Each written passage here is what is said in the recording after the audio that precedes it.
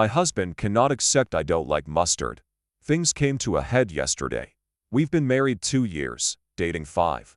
We are both 34. I'm a woman, he's a man, if it matters. I'm not a picky eater. In fact, I'm quite adventurous, and every time I've traveled I've always made it a point to try dishes with unusual/uncommon ingredients to say I've tried them. There are very few foods I won't eat. One of them is mustard, the condiment. I don't like it. I just don't. The taste is very strong and overpowering, and it's an unpleasant taste. I've tried yellow, stone ground, punny, artisan, brown, spicy, you name it. I have tried them all, and I just don't like them. My husband for some reason never understood this. He loves mustard, especially honey mustard. He puts it on all his sandwiches, dips his fries in it, and every time he tries to force me to try it, he'll insist I'll like it this time. I'm a grown-ass woman. I know what I don't like, and I don't like mustard. So I'll say no, and it'll devolve into a mini-argument where he'll call me picky. Well, last night we were on the road home from a weekend trip we took together, and he stopped at a gas station to get us a quick bite. He got a hot dog slathered in mustard. I got one but decided to keep it plain. I don't really love hot dogs to begin with, but I will eat them. While we waited in line, he asked what I got on mine. I told him nothing. He actually got furious and grabbed it from me. He marched over to the condiment station and began putting mustard on my hot dog, telling me to grow up and stop being picky. I just walked out and sat in the car. I didn't even want the damn hot dog anymore. My appetite was gone. He came back and began screaming at me for embarrassing him even further. The word divorce was said for the first time ever. I secretly recorded his screaming because I was genuinely afraid I would die. He was driving erratically, swerving and speeding. I'm in a hotel tonight. He ignored me all day at work, and then the calls started around when he realized I wasn't coming home. Non-stop voicemails and texts. He sent me a screenshot of a Google search for local divorce lawyers. I haven't eaten all day, and I've been sobbing in this damn hotel room. I don't want to get divorced, and I wish I had just ate the fucking mustard. Someone, anyone, please give me an explanation. Am I in danger? Why would he react this way to a preference of mine? I'm completely broken right now. Update 1, next day. Some answers I guess to questions I saw. Regarding when I said no to sex. He respected it if I said no to having sex, but he would ask for blowjobs over and over. I used to give in at first until I started dreading doing it. He tried buying all this stuff to make me like it, to make it easier or whatever. I used to like blowjobs. I don't like giving them to him, but he'll still ask over and over. I started responding with, I said no. Are you going to force me to do it? And he'd get squeamish and offended that I'd implied he would rape or assault me. If I have a support system, no. I've always been a very small circle kind of person, and I lost touch with casual college friends. My friends are his. It makes me feel like a loser, but I don't really have friends of my own. My parents are dead. My dad died when I was a teen, and my mom passed recently of heart failure. I have no siblings. I'm financially capable of living on my own, and I could pay for a divorce. I just really didn't want things to be this way. The mustard thing was always just an annoyance to me.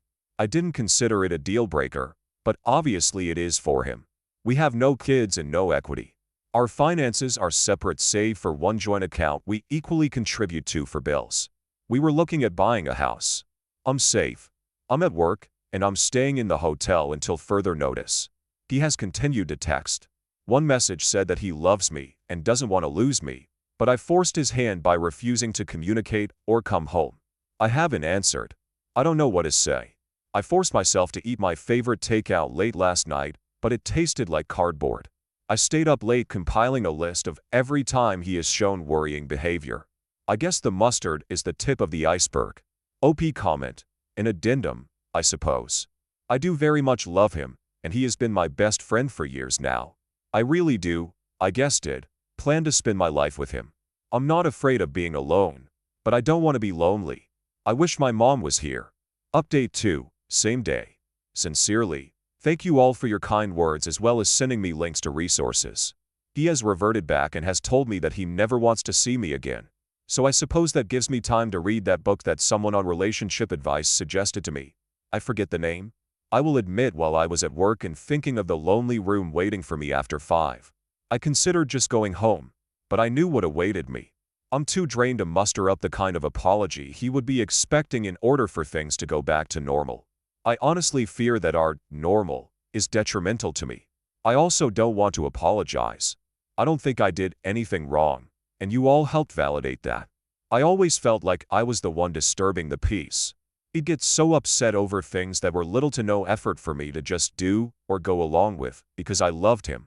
And somewhere along the way I think I lost myself. I never liked mustard. I never liked golf, camping, or red wine. But he loves all of these and wanted me to love them too. He said he was introducing me to his hobbies, so we would have shared interests as a couple. But I have realized that out of all the things I used to like, he has either refused to try or ignored my interest. Our shared interests are just his. God. How do I feel like my own person again? My world broke not 2 days ago, and now I'm drunk at a hotel bar switching between Reddit and researching divorce lawyers. I still don't want a divorce. It's so permanent. I never pictured myself as a divorcee. I used to think that every choice I made deliberately. It used to be a point of pride for me. But he's making this choice for me. And it hurts. Update 3, 5 days later. I'm leaving him. First of all, I took this week off at the encouragement of my employer. I plan to spend it finding a therapist that specializes in domestic abuse and sexual assault, which I've come to realize I am a victim of. I feel completely numb. I'm also looking into a divorce lawyer. Secondly, he found the hotel where I was staying. I guess he followed me from work. He was waiting in the lobby. God. My heart skipped a beat and I realized that I did not miss him at all. I was afraid of making a scene. I need to unlearn that. So I sat with him in the lounge area and talked. I'll summarize it. I pointed out the security camera and said if he tried to hurt me, there'd be footage and I would press charges without a second thought. He was completely shocked and said he'd never hurt me. I reminded him how I feared for my life in the car. He ignored me. He asked why I wasn't coming home. I was completely blank-faced when I told him, "Because you're divorcing me." He said he didn't mean it and was just upset. I said, "When normal people are upset, they express it in a healthy way. You threatened the end of our marriage. I'm taking you seriously." He got pissed and asked if I was saying he wasn't normal. Honestly, I just wanted the conversation to be done. So I told him if that's really all he heard, then there was no point in talking anymore. I told him I was looking for a lawyer, and he should probably do the same if he hasn't found one. He lashed out and said, "All this over one mistake?" And I just stared at him. As I made to stand up, he grabbed my wrist hard and I pointed at the camera again. This just made him angrier. He never could handle slights to his ego. One mistake. It wasn't one mistake. It was a pattern of abuse over years. It was threatening me, intimidating me. I told him if he tried to contact me again beyond sending me his lawyer's details, I'd be calling the police. He let me go. I want to say I was a badass and celebrated in my room. But I collapsed onto my bed and began sobbing. I was just so sick and angry and sad. He truly doesn't care about me. I've been crying on and off while calling local therapists. God. Why is it so hard to find one? The amount of therapists that advertise but turn out to not be accepting new patients is unacceptable. I've looked into victims of domestic violence/domestic abuse support groups as well. In the span of less than a month, my life has completely changed. And he isn't remorseful at all. He just thinks it's all my fault. Update 4, 19 days later. I have a divorce lawyer.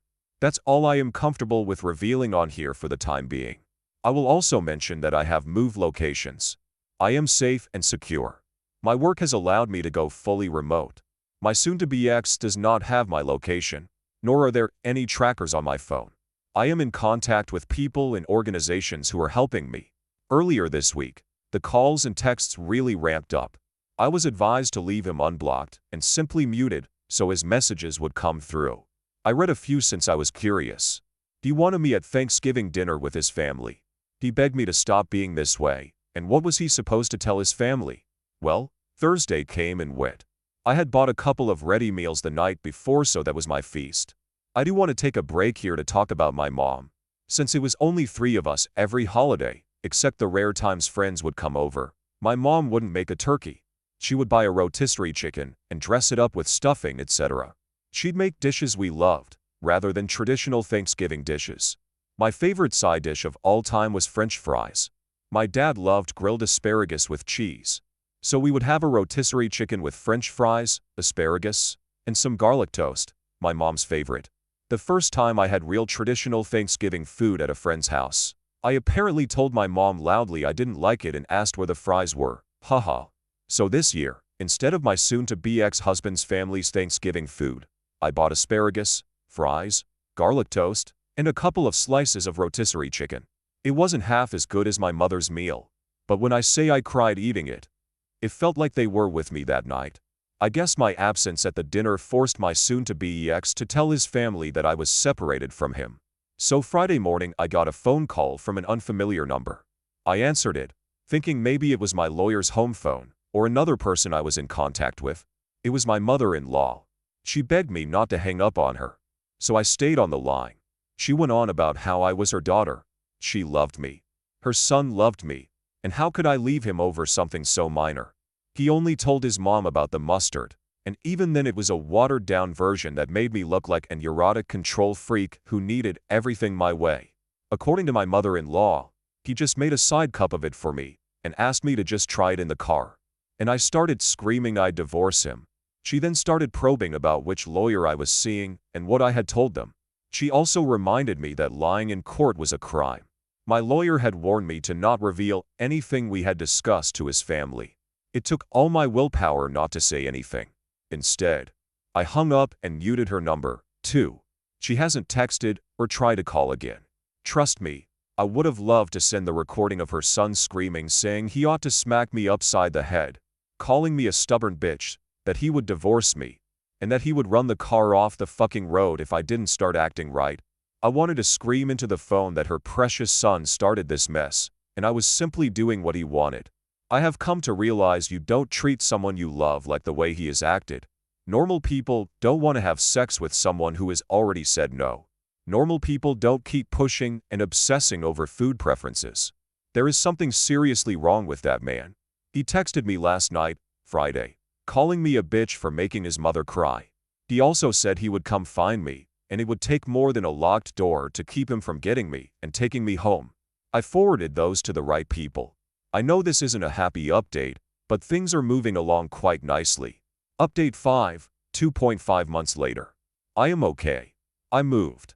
I will not say where, but I have found a new home. My job let me stay on as permanently remote. I can't go into details about my divorce or other current legal proceedings, but I can say I was granted a protective order due to something that happened back in December. Due to the nature of what happened, I was hospitalized for a time. That was what I guess made me realize I wanted to get the fuck out. I traded my car, had my phone checked for tracking apps/devices, and changed my number. He cannot contact me or have anyone contact me on his behalf. I am now several hours and state lines away from him and his wretched family. I moved with only 2 suitcases and a duffel of my stuff. I cannot wait to furnish and decorate my new home the way I always wanted it. I'm in therapy and I have a survivor support group I see weekly. I will be okay. I feel like I can finally breathe. Update 6, 9 months later. Hello. It's been a while. I'd sort of forgotten about this account until I saw screenshots of my posts uploaded to Instagram. Some key points. I am still going to therapy, individual counseling, and bi-weekly group meetups for victims of domestic violence. I am absolutely not dating. I saw some comments that said they hoped I found a fairy tale man. That's the last thing I want or need. I strive for independence and self-love before I consider finding a new partner. It'll probably be years before I'm ready, and that's okay. I have discovered a love of cooking and trying new cuisines. I didn't realize how boring my ex's taste was until I escaped him. Slathering mustard on a $2 hot dog does not mean you have superior taste buds. Sorry, I had to get a jab in somehow. Nothing new or dramatic has happened, and that is the way I like it. What matters is, I'm alive, and I'm happy. I didn't realize how little I'd made myself until I was given the space to be. That's all I'm willing to give for my update for now. Peace and love. Update 7, just under 8 months later. It seems that I just can't escape my story, haha. I was getting ready for the day when my TikTok feed showed a podcast reading and reacting to my story. I'm here to reassure all of you that I'm okay, alive, safe, free. And with that stress and anxiety, mostly, cleared up, I feel like I can finally put to words my emotions. I was very small and skittish during the abuse, and for some time after leaving. I'm not sure how else to put it, but I felt like I had to be small. I was constantly regulating and accommodating. It was horrible, in retrospect. But no one prepared me for the emotional turmoil that ensues once you're safe and away. I felt rage like nothing else.